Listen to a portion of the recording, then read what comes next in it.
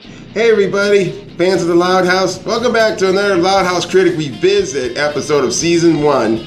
Okay, so I've already done a past few episodes that I changed my mind of when I finally had my eyes open for it. But this time, I've seen one episode that just came in Season 5. I'm actually going to go back and revisit not one, but actual 3 episodes.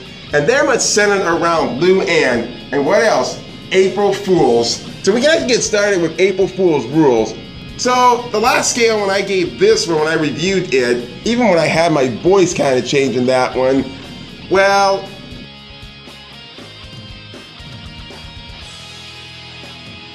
I'm gonna tip the scale down a little bit because honestly, this was actually the first April Fool's episode to actually even happen.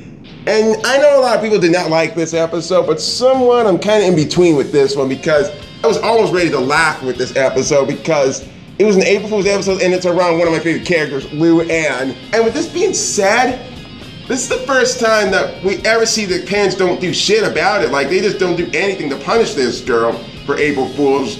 I'm sorry to even say this so much, but why the parents would not do anything about this? This is their daughter they're talking about, who's actually pranking her own siblings and them. There's no reason for Lou Ann to actually be pranking the parents. I mean, she can do a little jokes now here and there, but you gotta kill so much of the actual pranks down around the entire house. She might actually kill somebody. And plus, it's another episode where Lincoln has to suffer, where he has to set up all the damn traps around the entire house, so that way Ronnie Ann doesn't even get pranked. And you know what? It's a good thing he actually did, but it's not enough to actually save this episode. So that's as much as I can say for this episode, especially when I already had to review it already in the first season of the Loud House Critic. But the next episode is one of my actual favorite April Fool's episode of all time. Fool's Paradise, which is hands down one of the best April Fool's episodes I ever got and will ever see.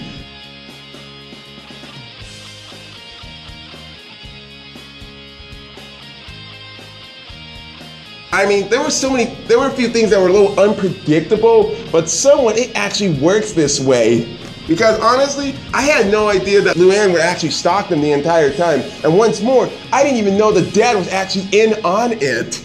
I mean, he could have just actually said no easily onto her, and then he wouldn't even get pranked so much. Hell, better a wimp than an all-day sucker, I'll tell you that much. But my biggest concern is anybody else even staying at that hotel besides the Louds?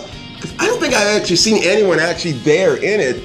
Lou Ann could have easily pranked them too. But I will actually say, so much the pranking that she did to her own siblings, it's just so funny.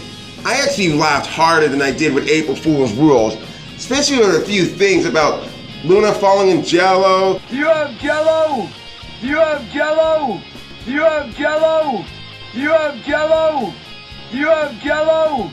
Do you have Jell-O? Do you have Jell-O?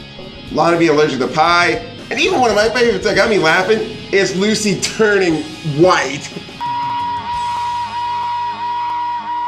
That had me laughing because she looks more like a ghost that way. And somehow the dad got his little redemption and they actually prank Lou Ann back, and yet she's still going at it once more again. But this one's a little more passable, better than so much all the other April Fool's episodes. But this one is way better than the next one, what happens. Fool me twice.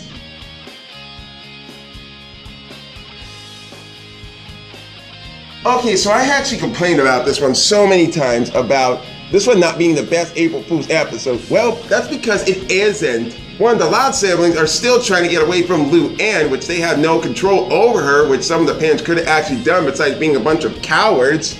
The April Fools in this episode was just bad. I mean, really. The Loud siblings tried to get away from Lou Ann and they replaced themselves with a group of other people that kind of looked like them. Well, sort of. And then all of a sudden, they trade places with them and they decide to hide in the garage, which Lou Ann has them trapped into to actually watch these civilian cameras, which I don't know how the fuck she even planted those around the entire city, and watch how their lookalikes could embarrass them. I mean, come on, that's just it? I expected more out of it than just watching myself get humiliated out there. Even though that Lou Ann breaks down and cries and tells us she would never prank her family again in the end, it's not really enough to save this episode. And I'm sure you all knew that from the very beginning when you guys watched this episode.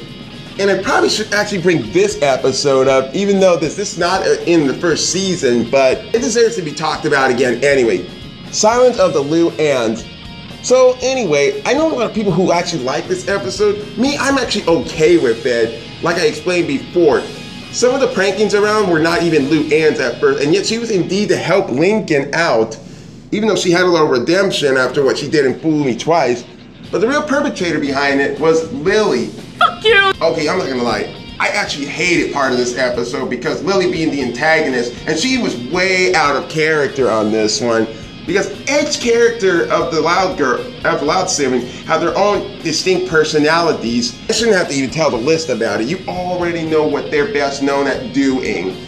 But Lily, on the other hand, this was not her character. She did all this shit just to get Lou Ann back into April Fool's pranking.